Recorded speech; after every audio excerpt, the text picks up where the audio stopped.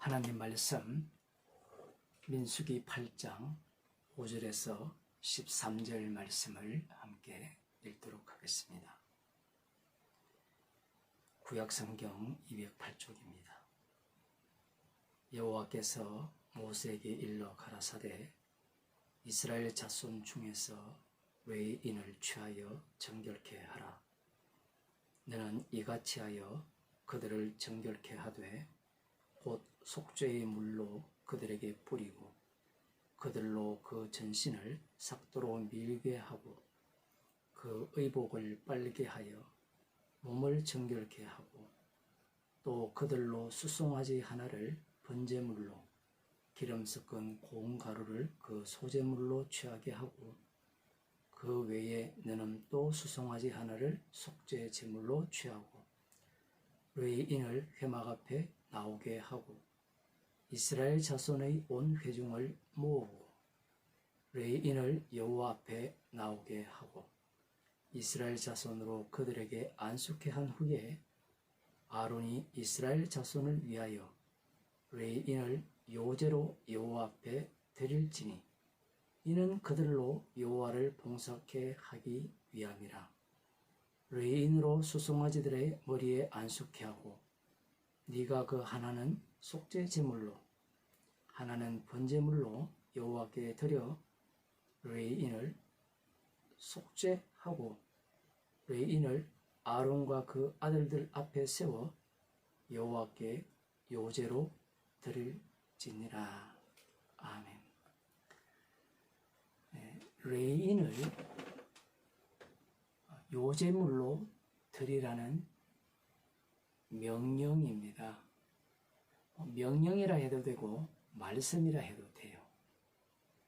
하나님의 모든 말씀은 명령이 되어지고 말씀이 되어지고 그리고 그 말씀이나 명령은 인간이 지킬 수 없는 말씀입니다.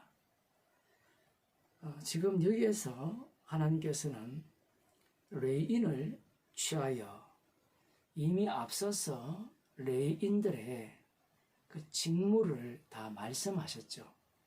고아 자손과 게르손 자손과 머라리 자손들이 할 일들, 성막 기구들을 옮기는 일, 거기에 대한 말씀도 하셨고 거기에 덧붙여 또 성소에서 봉사하는 일을 하게 되는데 그들의 일의 그 성격이 어떠한가를 오늘 본문에서 말씀하고 계십니다. 이스라엘 자손 중에서 레인을 취하여 뽑아내라는 겁니다. 선택이라고도 볼 수 있고요. 레인은 이미 확정되어 있잖아요. 그들을 뽑아내어서 정결케 하라, 거룩하게 하라, 이런 의미입니다. 어떻게 정결케 하는가? 속죄소금 물로 그들에게 뿌리고 그들로 전신을 삭도로 밀게 하고 그 의복을 빨게 하여 몸을 정결케 합니다. 이게 첫 번째 몸을 정결케 하는 속죄하는 절차입니다. 그러면 뭐 깨끗하게 되지 않았느냐 이렇게 생각할 수 있지만 피가 없으면 죄를 사할 수가 없어요. 죄 용서를 받을 수가 없습니다. 1차적으로 깨끗게 된 이 몸을 하나님께서는 그들을 위하여서 8절은 조금 복잡하게 되어 있는데 그 12절에 보면 간단하게 명확하게 나오죠. 외인으로 수송아지들의 머리에 안수케 하고 네가 그 하나는 속죄제물로 하나는 번제물로 여호와께 드려 레인을 속죄하고 그 내용이 8절에 나오는 겁니다. 또 그들로 수송아지 하나를 번제물로 기름 섞은 고운 가루를 그 소제물로 취하게 하고 그 외에 너는 또 수송아지 하나를 속죄제물로 취하고 레인을 회막 앞에 나오게 하고 이스라엘 자손이 온 회중을 모으고 이렇게 나옵니다. 요 사이에 들어가는 것이 무엇인가 하면 이 속죄제와 번제입니다. 그 제사를 드리는 거예요. 몸을 먼저 정결케 하고 그 다음 속죄제와 번제를 드리고 그 이후에 이스라엘 이 레인을 이스라엘 자손의 온 회중 앞에 나오게 해서 여기 보면 10절입니다. 레인을 여호와 앞에 나오게 하고 이스라엘 자손으로 그들에게 안수케 하라. 이렇게 말씀합니다. 상당히 특이하죠. 그 레인들이 정결케 된 상태에서 이 속죄제와 번제를 드린 이후에 이스라엘 온 회중이 그리고 레인까지도 회막 앞에 나오게 하였고 그 다음 이제 여호와 앞에서 이스라엘 온 회중이 그 레인에게 안수케 하라 이렇게 말씀합니다. 처음에는 이 성막 외부 출입구 쪽이라고 볼 수 있고요. 여호와 앞은 이 번제단에 있는 그 내부라고도 볼 수 있습니다. 그렇게 하여서 아론이 이스라엘 자손을 위하여 레인을 요제로 여호와 앞에 드릴지니 이렇게 말씀합니다. 지금까지 뭐 레위기를 살펴보았고 민수기를 살펴봤지만 사람을 요제로 드린다는 것은 나오지 않았습니다. 화목제물에서 요제가 나오고요.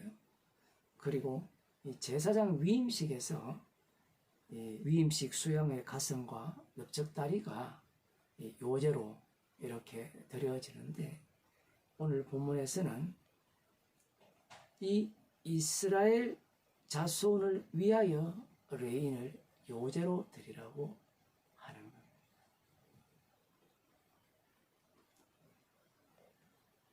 레인을 뽑은 이유가 이스라엘을 위함이고 그 이스라엘을 위함은 이 요제물로 그 기능을 할 때 이 레인이 이스라엘을 위한 그 이 요제가 된다라는 거예요. 참 말씀이 쉽지 않습니다. 우리들은 선악과를 따먹은 그 인간들은 자기 구원을 포기를 못하거든요. 자기를 부인하지 못한다는 겁니다. 하나님께서 레인을 특별하게 구별을 하셨죠. 그들을 구별하셔서 그들을 이스라엘을 위한 요제가 되게 하셔서 그들로 여호와를 봉사케 하기 위함이라 이렇게 말씀합니다. 여호와를 봉사하는 것은 별 문제가 없을 겁니다. 그런데 이 봉사의 특징이 무엇이냐라고 할 때는 요제물로서의 봉사예요. 요제물은 희생물입니다. 레인을 속죄해서 정결케 해서 이스라엘 온 회중의 죄를 담당하는 이 요제물, 희생물로 삼겠다는 거예요. 이렇게 되면 이 레인들이 하는 모든 봉사는 희생물로서의 봉사가 되는 겁니다. 달리 말하면 이 성막의 기구를 나른다든가 아니면 거기에서 제사장이 하는 일을 보조하는 그 모든 일들이 요제물로서의 움직임이요 활동이라는 것. 그럼 여기에서는 레인들은 나라는 것이 나오면 안 돼요. 요제라는 그 기능만 나와야 되는 겁니다. 그게 레인들이 이스라엘 가운데 여호와께 봉사하는 그 모습이라는 거예요. 그런데 레인들이 과연 나가 나오지 않을까요? 나가 나옵니다. 민수기 안에 나오는데 자기를 부인할 능력이 이들 가운데 없는 겁니다. 하나님께서 지금 이 말씀을 통하여서 레인의 기능이 무엇인가? 물론 레인은 역시 성도를 대표하여 보여준다고 볼 수 있죠. 그래서 이 레인들이 이후에 보게 되면 11조를 받게 되거든요. 11지파를 드리는 11조를 받게 될 때 그 11조를 받는다는 것이 굉장히 기쁘고 대단한 것 같죠. 대단합니다. 그 이유는 요제물 기능을 하기 위함이에요. 이것은 나를 살리기 위함이구나. 나의 생존을 위한 것이구나. 라고 생각한다면 레인의 그 봉사의 직무의 기능은 이미 날아가 버린 겁니다. 문제는 이러한 봉사케 하는 이 직무들, 이런 일들에 대해서 레인들뿐만 아니라 이스라엘도 마찬가지죠. 그들이 하는 모든 일들이 나 중심으로 할 수밖에 없는 거예요. 나를 잊을 수가 없는 겁니다. 오늘날 성도도 마찬가지죠. 성도는 기능을 보여주는 자입니다. 나를 증거하는 자가 아니에요.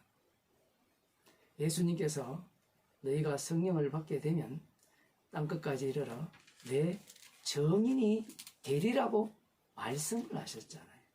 증인의 기능을 하라고 성도에게 성령을 주신 거예요. 베드로전서 2장 9절을 보면 유명한 말씀이 나오죠. 오직 너희는 택하신 족속이요 왕같은 제사장들이요 거룩한 나라요 그의 소유된 백성이니. 여기까지는 굉장히 신나고 좋은 말입니다. 사람들이 되게 좋아하잖아요. 택하신 족속이다. 선택받은 민족이다.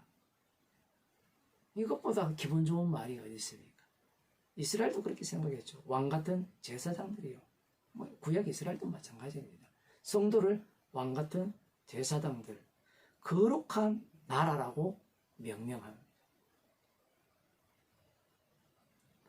그리고 그의 소유된 백성, 만유의 주가 되시는, 심판주가 되시는 주님의 소유된 백성이라는 거예요. 그러면 더 이상 할 이야기가 없죠. 우리는 다 이 자리에 가고 싶은 욕망을 갖고 있잖아요. 그런데 말씀은 그게 목적이 아니라는 거예요. 인간들은 천국 가는 게 목적이거든요. 그런데 주님이 이스라엘을 만드신 목적은 약속의 땅에 들어가는 것이 목적이 아니라 어떻게 들어가는가를 증거하기 위한 이스라엘로서의 선택이라는 겁니다. 레인들도 이스라엘의 일부분이죠. 그래서 이렇게 말씀합니다. 하반절에 보면 이는 이렇게 만드신 이유는, 그의 소유된 백성으로 만드신 이유는, 왕같은 제사장으로 만드신 이유는, 택하신 족속으로 만드신 이유는, 선택을 한 이유는 너희를 어두운 데서 불러내어 그의 기이한 빛에 들어가게 하신 자의 아름다운 덕을 선전하게 하려 하시니라. 어두운 가운데 악마의 마귀의 종으로서 지옥 가운데 살았죠. 거기에서 불러내어 그의 기이한 빛에 들어가게 하신 아름다운 덕을 선전케 하기 위해서 이렇게 만들었다는 겁니다. 왕같은 제사장으로 만드셨다는 거예요. 그러면 어두운 데서 불러내어 그의 기이한 빛에 어떻게 들어가게 하셨습니까? 십자가에 못 박혀 죽으심으로 들어가게 하신 거예요. 왕같은 제사장을 만드신 이유는 택하신 이유는, 거룩한 나라로 만드신 이유는, 주님의 소유된 백성으로 만드신 이유는 네가 영광 받아야 돼, 네가 찬양 받아야 돼, 그걸 위함이 아니라 어두운 데서 불러내어 그의 귀한 빛에 들어가게 하신 자의 아름다운 덕, 그 아름다운 덕이 무엇입니까? 십자가예요. 그 십자가의 피를 선전하게 뽐내기 위해서, 그걸 증거하게 하기 위해서 선택하셨다라는 것. 육에 속한 자들은 이 말씀 속에 들어갈 수가 없어요. 이 말씀을 믿는 자들은 어떤 태도를 보이는가 하면요, 나를 부인 못해요. 그런데 이 베드로전서 2장 9절에서는 자기를 부인하는 능력이 담겨 있어요.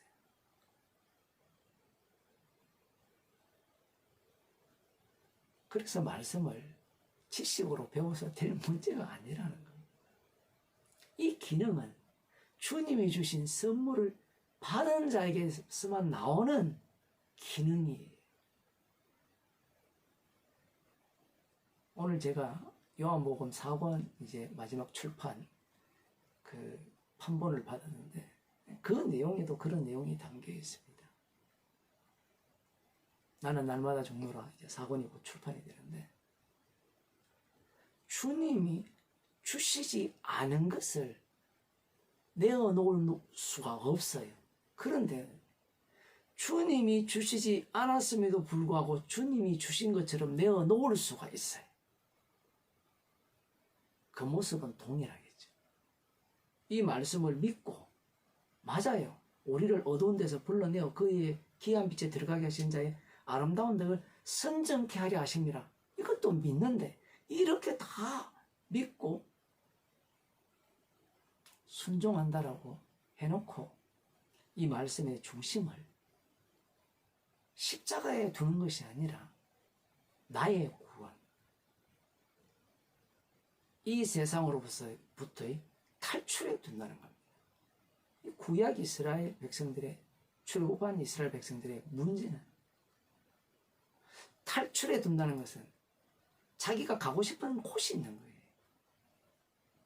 애굽 땅에서 처음에 나가기를 원치 않았잖아요. 다시 돌아가서 택하신 민족으로서 주님이 먼저 택함을 받았잖아요. 이는 내 사랑하는 아들이요 내 기뻐하는 자예요. 그 택하심을 받은 자로부터 창세전에 그리스도 안에서 택함을 받았다면 그 성도는 그 운명이 확정됐죠. 주님이 걸어가신 그 길을 걷게 됩니다. 왕같은 제사장의 모습이 그러해요. 십자가에 못 박혀 죽으신 분이 영원한 대제사장이고 유대인의 왕이잖아요. 거룩한 나라의 모습이 그런 모습으로 드러납니다. 주님의 피로 사신 자가 되었기 때문에, 예수님이 이는 내 사랑하는 아들이요 내 기뻐하는 자이기 때문에 십자가에 못 박혀 돌아가셨죠. 성도는 그의 피로 그의 소유된 백성이 되었기에 받은 것을 내어놓습니다. 주님의 사랑을 받았죠. 십자가에 용서하신 은혜를 받은 겁니다. 받은 선물을 내어놓기 때문에 그 내어놓는 모든 것들은 다양하게 나타나지만 그 마지막 자리는 주님의 죽으심이죠. 이 아름다운 덕, 십자가보다 아름다운 덕이 없거든요. 이걸 뽐내기 위해서 우리를 왕같은 제사장으로, 주님의 소유된 백성으로, 주님의 양자로 만드신 겁니다. 기도하시겠습니다. 하나님 아버지, 나를 부인할 수 없는 이러한 죄인을 주님께서 택하셔서 어두운 가운데서 불러내어 주님의 기이한 빛으로 들어가게 하신 그 아름다운 덕을 선정케 하기 위해서 하나님의 자녀로 만들어주심을 감사드립니다. 어두운 데서 불러내어 귀한 빛에 들어가게 하신 그 아름다운 듯 십자가만을 선전하며 자랑하는 주의 백성이 되게 하여 주옵소서. 예수님의 이름으로 기도드리옵나이다.